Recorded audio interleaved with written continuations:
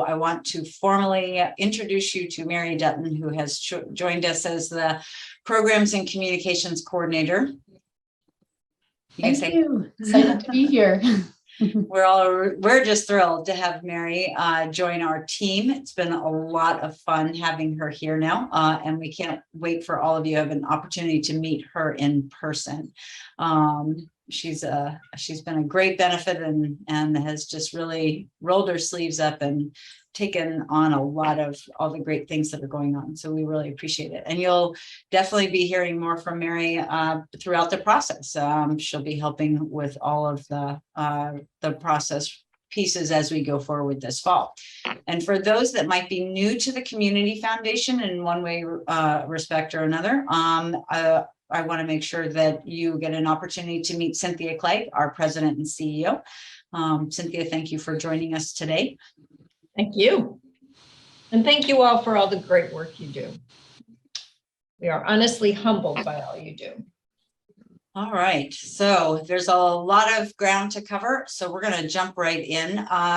Please, if you have questions as we go through, please feel free to add them to the chat box. Mary is going to help track those. We'll probably keep most of them to the very end. It's an opportunity for everybody to see if sometimes questions come in early and they're answered later in the presentation. But Mary is going to keep an eye on that in case something comes through that's that is solely at that point in time and is a bit of clarification. So she'll give me a shout out if that happens, but please, by all means, feel free to load your questions in the chat box as we're going through. And at the end, we'll go through that and we'll have an opportunity as well for those that may not be super comfortable with the chat box. That's perfectly fine. We will have an opportunity at the end too you can raise your hands and give us a big wave and ask the questions. So let me get my screen sharing here and we will get started. Okay, so there's a lot of ground to cover in this process or this update for our process, because not only are we launching our usual fall call for applications, but we have just completed a comprehensive review of our grant making process. And that we had a wonderful subcommittee of our grants committee working on that. We went out not only and looked at our process and where we are as a community foundation and what has been happening in our 15 towns, as well as within the application process each fall, but we actually went out and looked at what some of our sister community foundations that are approximately the same size have been doing, and if they had any good tips or if they had implemented some changes in their process that we could utilize in ours. And so we have come up with several things that we're changing, and that our board, the subcommittee presented to the board in June, and they approved the process changes. The big news is we've reviewed our annual application process, and the biggest change is that we are now going to offer 2 opportunities to submit applications for funding. We'll do the one based on the fall calendar that many of you are familiar with and that we have always done. And those will be information sessions in August with the application going live. It goes live tomorrow. And then September submissions and the fall review process. We are working on a calendar for spring. It will launch mid to late March, very similar requests for general funding. So this is an opportunity. One of the things we've been hearing, particularly recently, is that some programs or some needs, some organizational services may not be occurring until later in the calendar year, because our funding is based on a calendar year. So we are still releasing funding based on the new calendar year 2023. But sometimes things are in brainstorming session or under development and really haven't been worked. All the details haven't been worked out, and they're not happening until later next year. So this was an opportunity to split our application process into 2 sections. providing providing organizations an opportunity to determine if they want to submit for requests in the fall or if they want to wait for the spring. The other thing, after the COVID has provided us opportunities to examine our 3-year on, 1-year off guideline. And for those that are not familiar, that may be new to the Community Foundation, prior to COVID, we, an organization that received 3 competitive grants, consecutive competitive grants, the organization was required to take a year off from applying. I'm going to state this right now, and we'll revisit it in just a few minutes. I want to stress that our application process is competitive. There is a great deal of need and great things going on in all the 15 towns we serve, and the funding is finite. So while we may be not reinstating the 3-year on, 1-year off guideline, it does not mean that we are in any way guaranteeing annual funding for any organization. It will still be a competitive process, and we will still be reviewing applications and evaluating what we have available for grant making on an annual basis. Our general funding request will remain the same, which is $5,000. That's the maximum request. So the fall call for applications and the spring call for applications will look like this. This is going to be our annual process. I want to stress that we haven't tried this before, so this is also our pilot year. It's all testing. We'll see what happens. We adapt as we see things working, and if we are for things that maybe were obstacles or that we had not anticipated. Same thing with today. If you have questions, please feel free to put those in the chat box or ask those at the end. We've been working on an FAQ, but we know we've not come up with all the questions. So in our process, in the fall call for applications will be the usual general funding requests, all the things you're used to. It could be a project, it could be a program, it could be capacity building, general operating. You could have something that you would like the Fund for Women and Girls to review, or the St. Luke's Home for Seniors and Veterans Fund to review, or the animal request. All of those general funding requests can be submitted during the fall process. We launched an early pilot for our Janvrin Fund as part of this process. That's a special call for application. I know there are several organizations that attended that information session that are also on this one. In the spring call for applications, once again, we'll have an opportunity for all those general funding requests. It could be capacity building, equipment, technology, a specific project or program. The Janvrin Fund may also make a special call for applications. We also have certain special field of interest funds, for example, our Women and Girls Fund, or the Seniors and Veterans, or Animals. And based on funding availability and a specific issue or need they have identified that they would like to respond to, we may also be offering a special call for applications for those fields of interest. The fall call for applications, the funding will be released in the first quarter of the new calendar year. That means in the first quarter of 2023. Funding for the spring call for applications will be released in the third quarter of that same calendar year, 2023. Each year, our processes, we split the process from and call it so this one is 2022, 2023. We do that because it opens in 2022, but the funding is not available until 2023.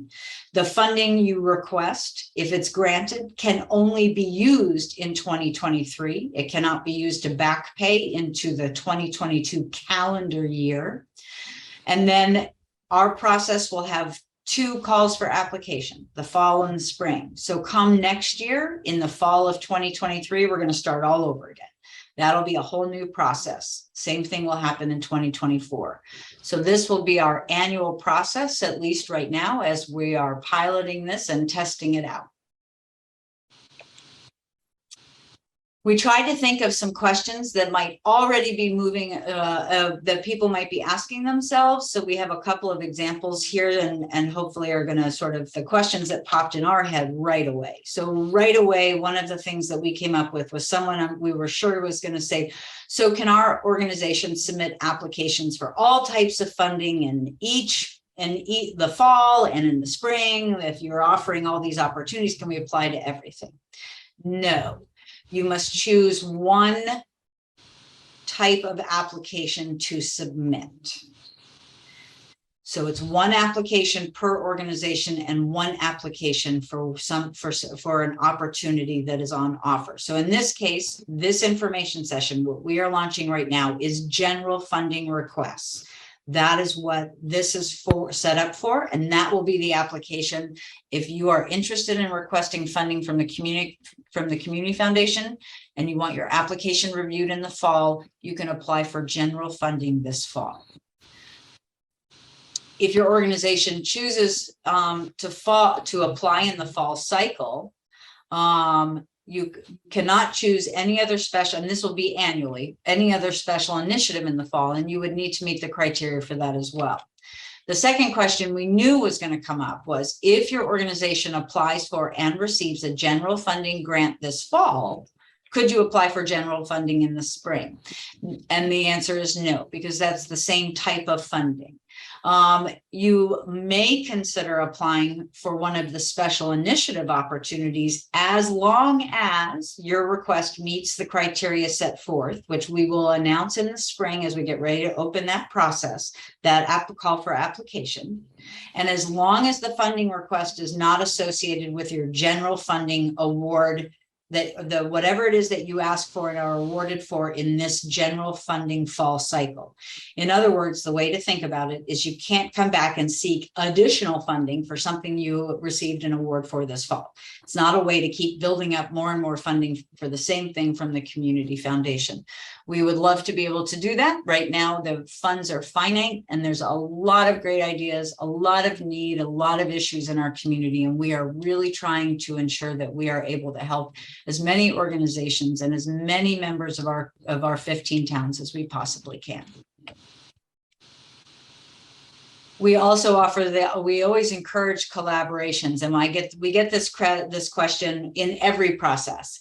If our program is collaborative with 2 or more nonprofits, can each organization apply for a piece of that collaboration?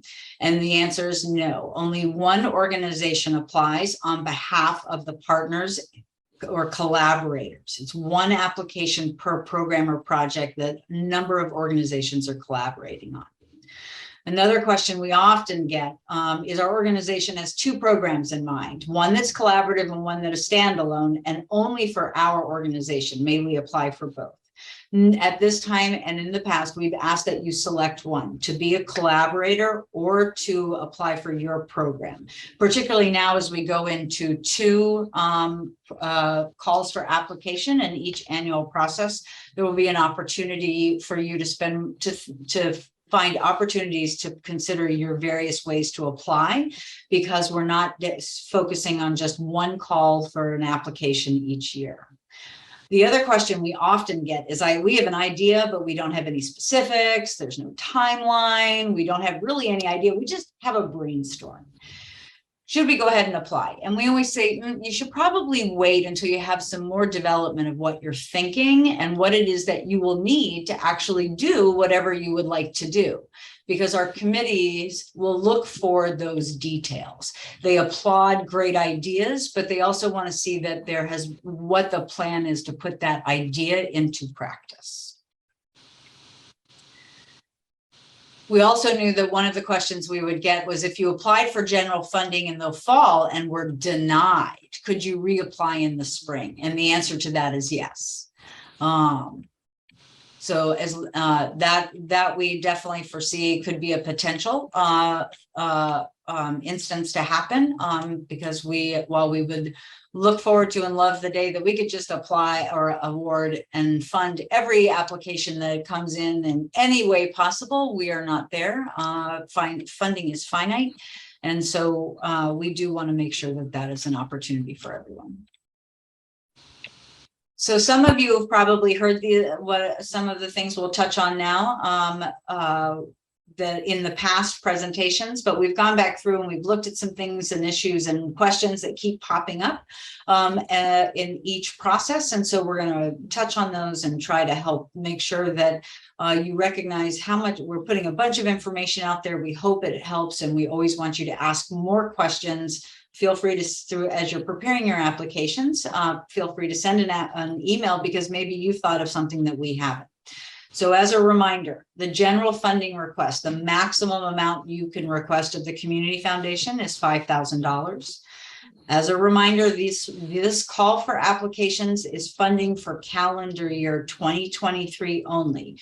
You may not use an award received in March of 2023 to pay for expenses incurred in October of 2022, as an example. And we will not be reinstating the 3-year on, 1-year off guideline.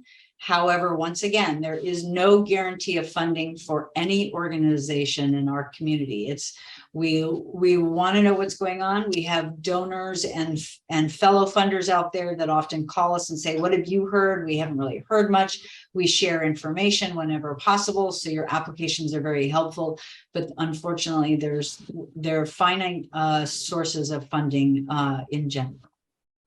We will continue with an application that has 2 core questions: the need and the sustainability. Each one provides an opportunity to do a narrative that explains what it is that your goal is, what the mission is of your organization, if it's general operating funding, if you have a special program you're looking to support, if you're doing capacity building. And then we're also very interested in what plans you have for the longer term sustainability as you move forward. As we did in the previous cycles, as one of the things that COVID, for all its negative implications and repercussions in our communities, it actually helped to bring to light some certain things that we now consider basic needs, and helped us rethink what we were considering basic needs and how we could broaden that and work with many of our partners and the nonprofits in our communities to focus on that. So obviously basic needs can be utilities and rent. It's also childcare. It's also the digital divide. We recognized as we all came through COVID that there was a great need for digital divide and the implication that COVID had on the access to that. So we have broadened that concept of basic needs to include many things that were a direct impact from COVID and continue in our post-COVID normal, is a best way to sort of respond or to phrase that. And again, if you are seeding or piloting a program and you are going to submit a request for funding, please include in your narratives where you are in the development process and what it's going to take to launch that program, and also what your plans are for sustaining that program if it's a success. How will you be able to keep moving that program forward or keep it as part of your mission? We recognize often seeding is a pilot, is a test case. You're never sure what's going to work and what isn't. We applaud anyone that's got a great idea and wants to implement it, but we do want to know what it will take to keep it going if it's successful. The types of funding requests we consider could be program or project development, implementation, expansion, could be technology and equipment, could be capacity building, organization improvement, general operating. What's it take to support your mission, your organization, and keep your organization working and doing the great things in our community that you do every day? Could be training and technical assistance. We do have 7 committees that participate in the general funding request process. Those are not only a large committee of community volunteers that look at the largest number of applications, but we have committees that are very interested in programs and services that are empowering, supporting, and helping women and girls, those that identify as women and girls in our community, meet the needs that they have to have vibrant lives. We also have a great group that review applications for at-risk boys and young men. We have the St. Luke's Home Fund that is focused on seniors, veterans, and issues that help to make their lives more vibrant. And then we have our animal respect and friendship group and a couple of other groups, like the Killingworth Community Fund. So there are a lot of groups, a lot of committees that are very interested in what you're doing, and then with things that are falling within this framework of the various types of applications we'll consider. There is a question on the application about ARPA funding, the American Rescue Plan Act. And I actually just got a question from another pilot that helped clarify this. So I want to be really clear. Currently, right now, many communities are launching or have launched a call for requests for the ARPA money that has currently been released to the state of Connecticut and then given down like into the municipalities or other state agencies that are seeking applications. That's what the question is referring to. We're interested to know, are you aware of ARPA applications in your community, and do you intend or have you applied for them? It's not going to affect or impact whether you can apply to us or not. We're just curious to know how well ARPA money is getting into our communities, who knows about it, and who is able to take advantage of those opportunities. This does not refer to past PPP loans from 2020 or your SBA opportunities. This is what we're looking at right now is the current round of American Rescue Plan Act funding that is available in our communities.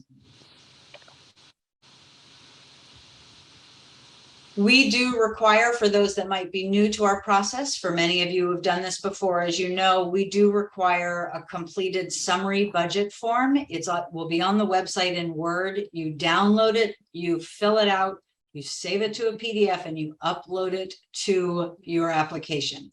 I really want to stress, we're not necessarily looking to know the minutia, like how much do your pencils cost, or how much maybe do the nails cost, right? But it's also not just one line that says doing good work and it costs this much. We do like to have some sense of what it takes to how our funding will be used, what types of expenses might be involved. It helps identify where your needs are. It gives us a better sense of what you need to do your mission in our community. Also, at the very bottom is a narrative box. If we are the only funder, so if you're requesting 5,000 and the total project or program cost is 5,000, if we are the only funder, we would like to know why. If there are other funding sources, there is a place on the budget to list those. And if you're collaborating, please show how that might be utilized.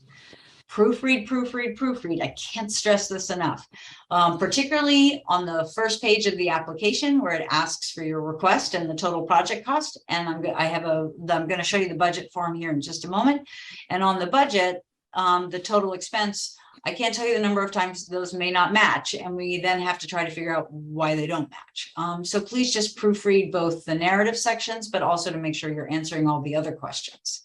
So this is the budget summary form that I'm referring to. For those that have done submitted applications with us before, you're very familiar with this form. For those that might be new, it's very simple. You can even add more rows if you need to. The expenses are here with the amounts. Please make sure your addition. This is in Word to make it easy for everyone, so it will not add it itself. You do need to add this to get the total program expenses, and please check that. You can put softer in-kind expenses in. Those are maybe someone's donating their volunteer time to help you out with something, or maybe you have a consultant that's volunteering and giving you their expertise for free, but it really does cost them something. The biggest section where we see some problems is down here at the bottom in the other funding sources, as well as the CFMC grant piece. So please make sure you're completing this. I want to stress under other income sources, that could be donations directly to your organization. We don't need the names of your individual donors. That's your confidential information. So you could just put individual donations and the total amount, but please make sure that you're completing this. If we are the only funder you are seeking support from for whatever it is that you're applying, down at the very bottom is a place to give an explanation, and we do ask that you provide that explanation. And once again, I'll stress this later with many things, the application form will only accept PDFs, not JPEGs, not Word documents, not Excel documents. The application form will only accept a PDF. So please make sure that once you complete this, you save it as a PDF before you try to upload it. As a reminder, we know that sometimes the acronyms are maybe used a great deal in your work, but we don't necessarily know what those acronyms are. So please make sure that the first time you use an acronym in your narrative, you actually state what the whole phrase is or the term is that has an acronym, so that as the readers, as the volunteers that are working on the committee or reading your application, they know what that is. Please be clear and be specific. I had a conversation with someone the other day, and I said, the best thing to remember is the person reading your application, the committee member that is volunteering with us to read that application is your next door neighbor. So just talk to your next door neighbor when you're writing your narratives. Be clear about what your need is, what funding helps you do, who you're serving, how you're making an impact. And also one thing we've seen is sometimes it's a community outreach program. They sound great, but we're never clear about how the organization is actually going to do that outreach. How do you notify and engage with your audience to ensure that they know about your program, or maybe they attend a program, or they take advantage of a service that maybe you're offering? How are you engaging to build that attendance? The other thing that we see periodically is everybody sees the 15 towns listed and they check all the boxes. Oh, we serve all 15 towns, right? But maybe you only really serve 3 towns, but you think that, oh, if I check all 15, it'll look better. No, I promise you. And when we ask what the towns are that you're serving in your mission, or what the specific application might be speaking to, it's just those. There are no bonus points for checking all 15 towns. And it's really hard to gauge too, because then we get reading the narrative and maybe you're only mentioning 4 towns in the narrative, but you've checked all 15. So then it doesn't make a lot of sense about why. So really only speak to, in all the demographics, what is it that your application is speaking to? And that should be where that is matching up. And once again, we get very large numbers sometimes. The total number served by whatever it is that you're applying for on your application. This is not the census. This is not 164, whatever we are, 164,000 something for Middlesex County, right?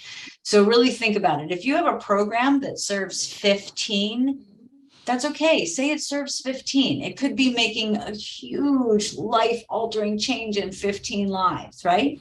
Maybe you have a program that serves 562. That's great. Say 562. So please don't think you need to use the town population or the county population because it looks better. No brownie points for that.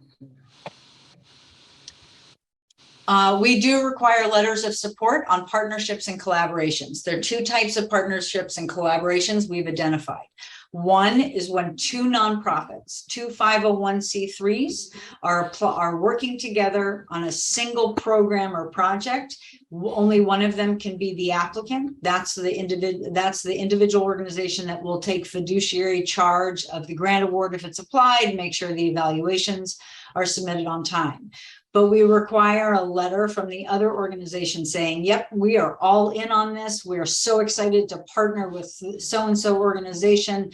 This is what we know we can bring to the table. This is how we're going to work on this together. Doesn't have to be a book, doesn't need to be 5 pages long. It's a commitment. It's a letter saying, yep, we are all in on this and we're very excited. And this is how it's going to, this is what we're happy to be able to do.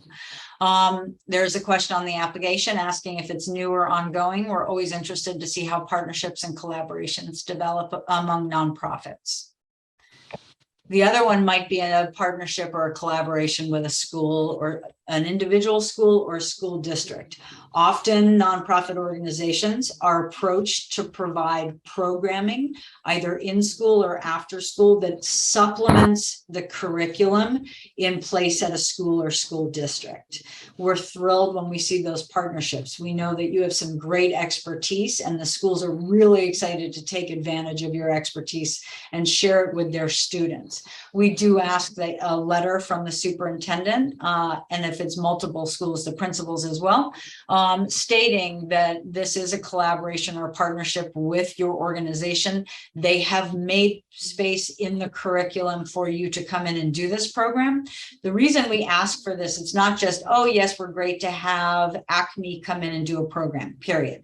But to actually specify how it fits into the curriculum and what you're bringing to the table. Is sometimes in the past, we've had sort of tentative collaborations, and then when the school year really starts, all of a sudden it doesn't really exist. And then the nonprofit that actually applied for the grant is scrambling because that partnership is no longer there, but they've been awarded a grant. And so there's a lot of concern. We like to have good confirmation at the beginning that it's able to go forward. Granted, knock on wood, we don't have another COVID incident. That of course changes everything. I'm going to pause for just a sec because I said something earlier that triggered a little reminder in my head that I needed to make this statement. So as a reminder, organizations that are eligible to apply to the Community Foundation for our grants are 501c3 tax exempt organizations, 170C1s, which are the municipal, could be a municipal division or governmental entity. Religious institutions, as long as the program or need or service that is being applied for is available to the community as a whole. But we do not provide grants to organizations that are any other 501c designation. What does that mean? So it could be maybe you're a C4 or you're a C6 or you're a C13. Our articles and our tax exempt standing do not allow us to provide grants to those organizations. We also know that sometimes there are coalitions that have a 501c3 as their fiduciary, the entity, the coalition. So I don't think that the Coalition for Housing and Homelessness is on the call today, but it's one of my best examples, right? They're actually a coalition of lots of groups, both for-profit and not for-profit, working on housing and homelessness issues in our region. They have a nonprofit fiduciary to help them by accepting grants on their behalf. If that is your organization, you need to please reach out to us. There's a form that your fiduciary has to complete in order for you to apply. That's the one exception to the rule. And if you're not sure if if you meet that, then please send an email and schedule a call. There's a series of questions that we will help you determine if you have eligibility for our grant annual grant process. So back to the application requirements. For those that have been through our application process, you know this. For those that might be new, once again, we require 4 documents to be uploaded to your application, and they must be uploaded as PDFs. I really can't stress this enough. We get lots of questions each round. The application won't take my my document. So we say, send it to us, let us look at it. Sure enough, it's a JPEG or it's a PNG file or it's an Excel file, only PDFs. We do this to protect our website. Our summary program budget form that I showed you earlier, that will be on our website in Word, so you can download it, complete it, and save it as a PDF. And a copy of your current board-approved organization's operating budget, a list of your board of directors with professional affiliations. What does that mean? So John Smith, accountant. Leslie Jones, lawyer. Those are professional affiliations. We appreciate where they live, what their personal phone numbers are, what maybe their personal email addresses are. We don't need any of that information. I don't want you to recreate the wheel and do something completely separate just for us, but it's very generous. We've gotten home addresses before. We've gotten every organization they volunteer with. So it's all very interesting. We always love to see how active people are in our community, but it's not necessary. We do require that you upload a copy of your IRS determination letter or other non-tax exempt entity. The 170C1s will get something else. We'll have something else in place. This is the letter for those that are 501c3s. This is the letter that you received from the federal IRS, not the state tax charity registration. Okay. And we do perform due diligence. We often go back and check the IRS revocation files just to make sure that we don't have anyone that might have some problems due to a lack of not filing 990s. And we also check to make sure everything is updated that the IRS needs. So that is one reason we also cross-check our database. If you, once again, are collaborating with either a school district or another nonprofit, you will need to upload your letters of support, but that's not required unless you're in a full equal collaboration. I'm not going to read this whole list of bullet points. You're going to get the PowerPoint slides, and it's also on our website, but I do need to stress a few of the top ones, okay? So as a reminder, we are not able to provide grants directly to individuals. Also, we do not consider applications that are for initiatives that re-grant our funds to other organizations. And I want to be really clear about that. We are not able to provide funding to an organization that then turns around and offers an application cycle, and our funding gets mixed in with others to then award grants to other nonprofits or other organizations in the community. This has nothing to do with if you're providing support through an application process, say for fuel oil supports. If you're a social service and you're helping individuals and you create a fund, and then you have the opportunity by helping people with their fuel oil, if they're behind on that, or maybe their rent, that's not that. This is an actual re-granting to other nonprofit organizations.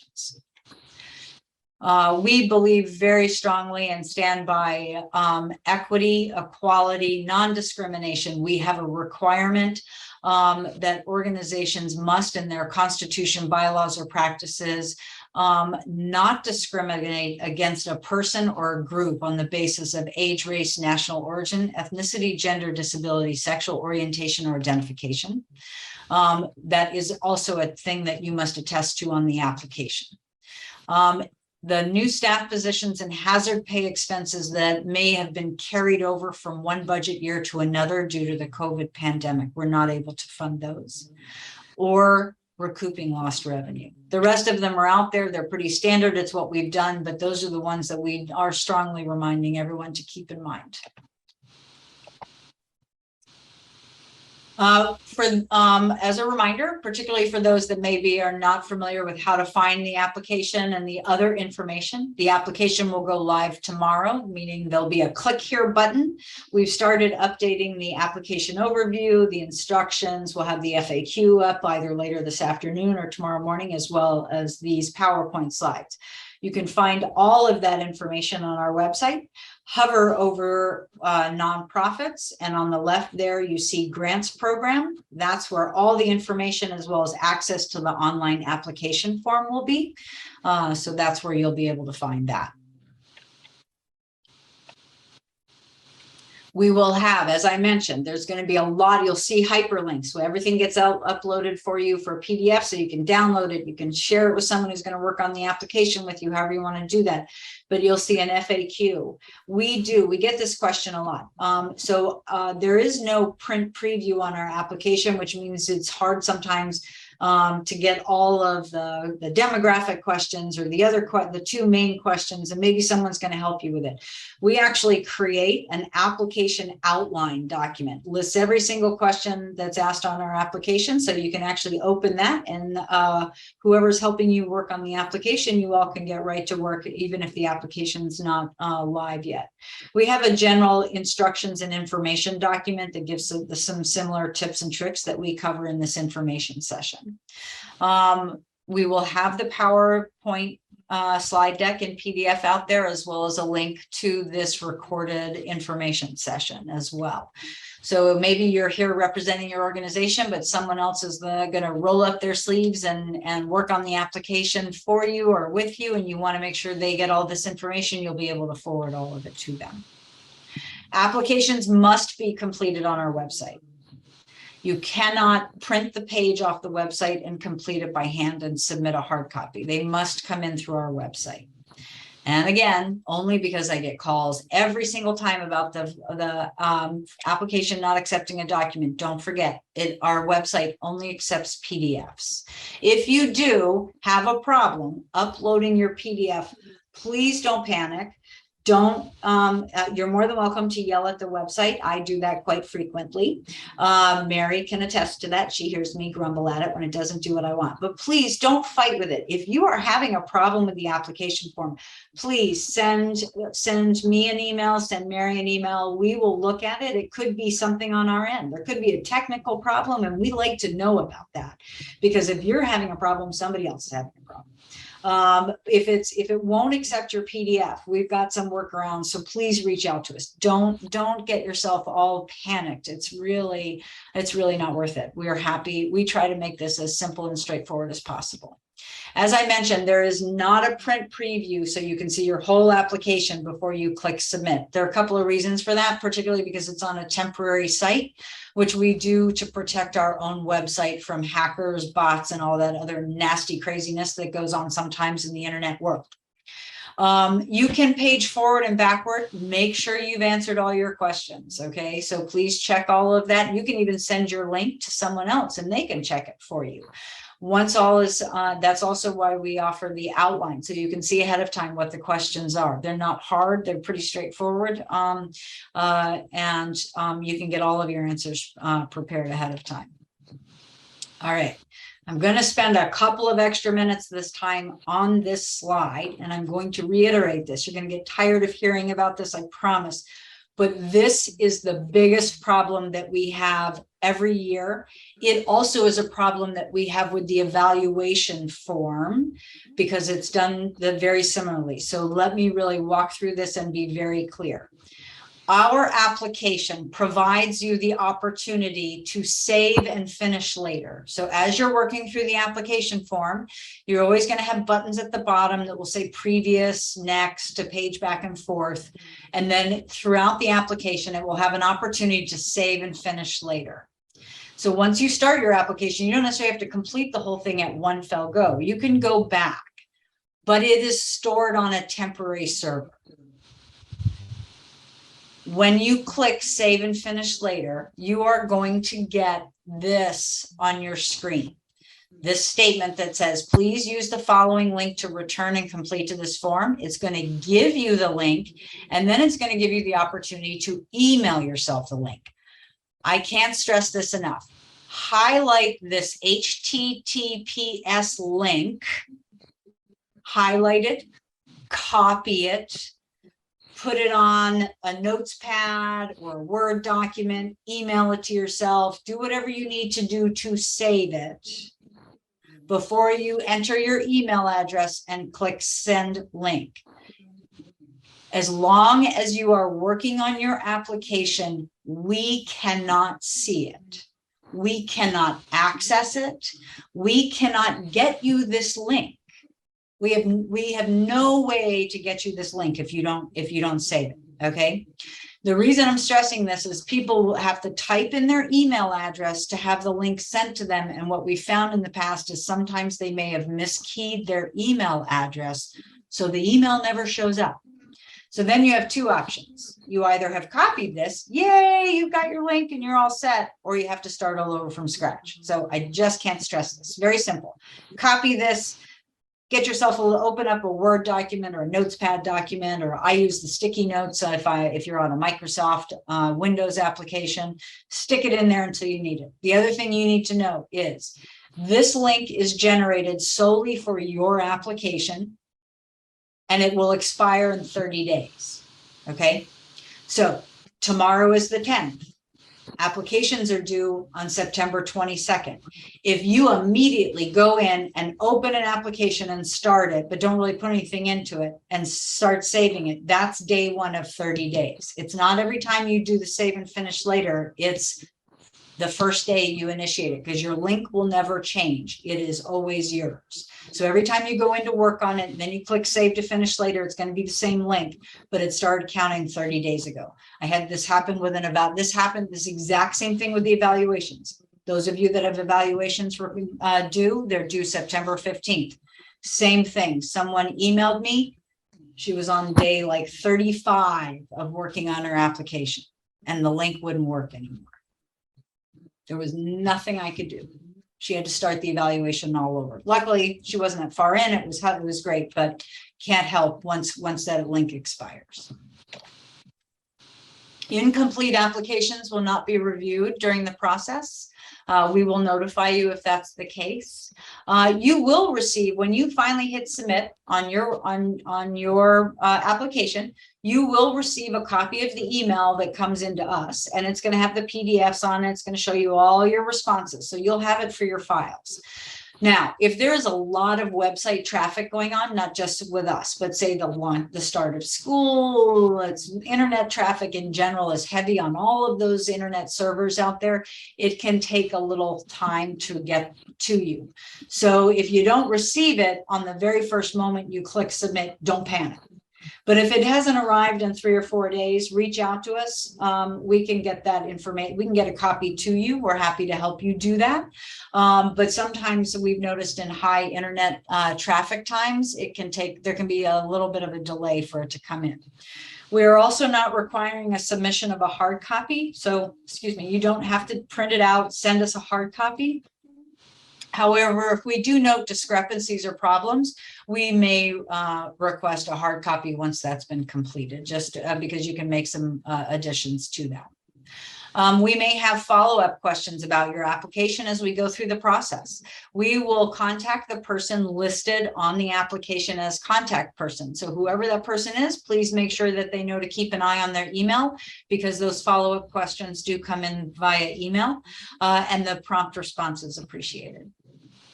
Evaluations from past grants are due. If you have fully expended your grant funding from a past grant, your grant evaluations are due on by September 15th.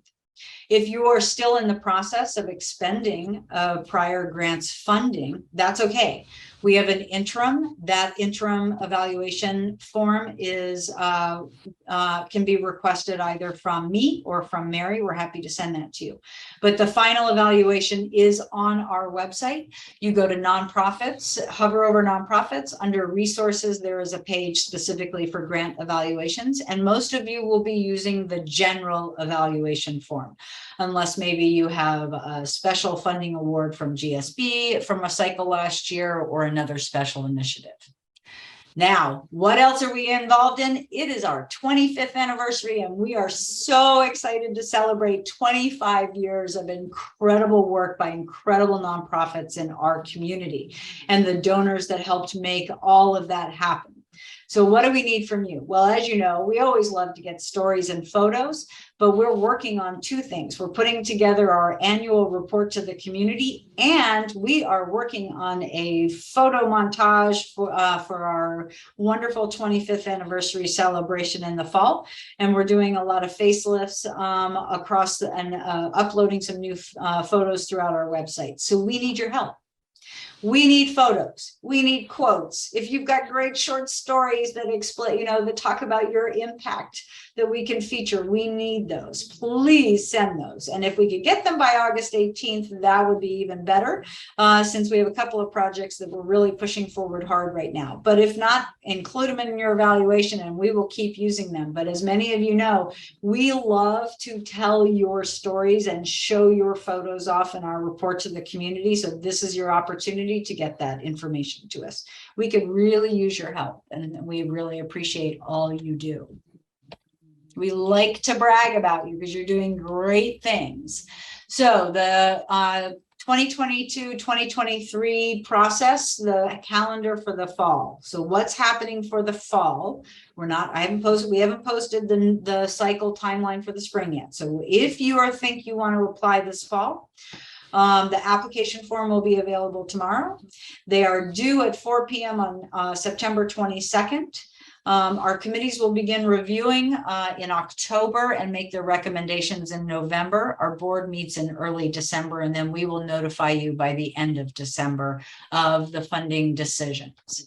The funding distribution will occur February, March of next year. So that will be for the first funding of the process. And at that same time, right around March, we will be opening the second call for applications of this annual process. And that will go through the early part of the year with probably a submission deadline in April and committee review in May with a June board review of those recommendations. Just for those that might be thinking forward, got that question last time of like, what's the rough timeline? And I hope to have that posted soon, just so you'll be able to see it. But that's how the 2 calls for applications will work. We appreciate all you do, truly. You are all remarkable. The amount of time, the great thoughts, the wonderful services that you offer to our community are astounding, truly astounding. And we are just so appreciative of all you do and are so thrilled to be able to handle it. In the PowerPoint that you'll get on the last page, obviously we have great Facebook and Instagram channels. We always invite you to tag us whenever possible, because we'll keep sharing information out. We love to brag about the nonprofits and all the great work that you're doing.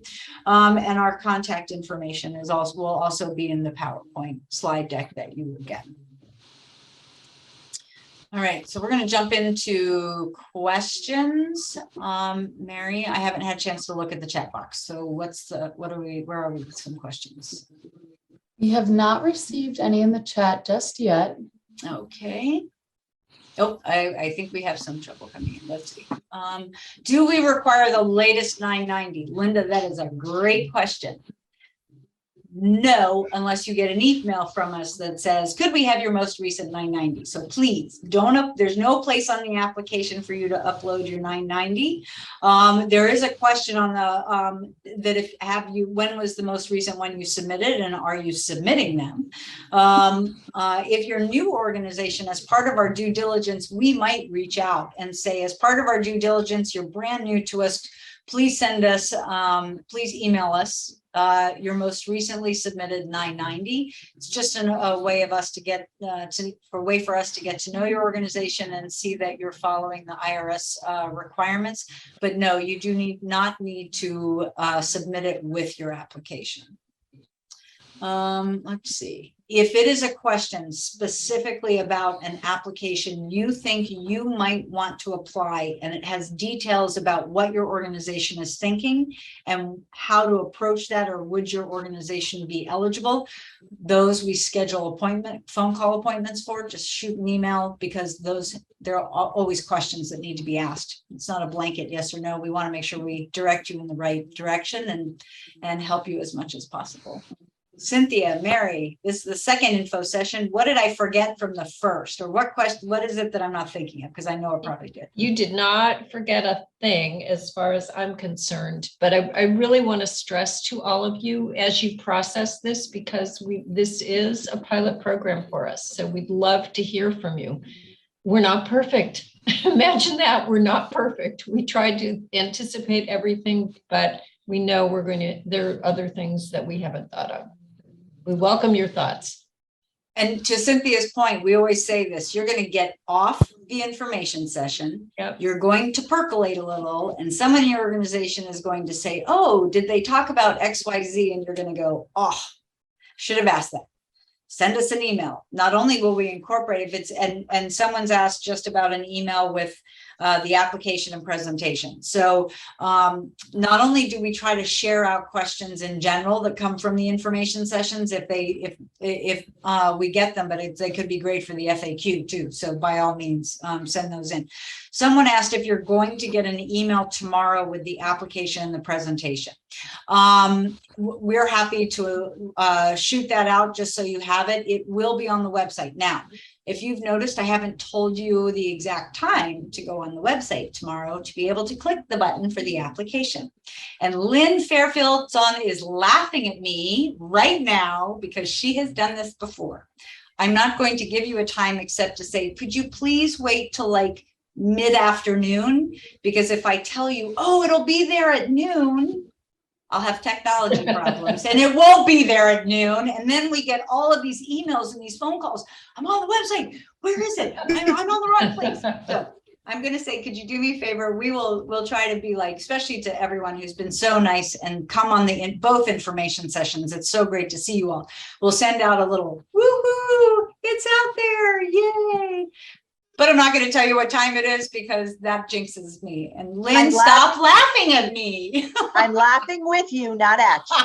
I know. I love technology. I know. And Lynn has been part of it where we've actually had to back up by a day because something went really, really wrong and it just wouldn't work no matter what we did. And then of course it was user error. So it was all me. I'm the first one to say that. So we will try to let everyone know with a big yay, it's live. And there you go. And then if you have problems, I can't stress this enough though.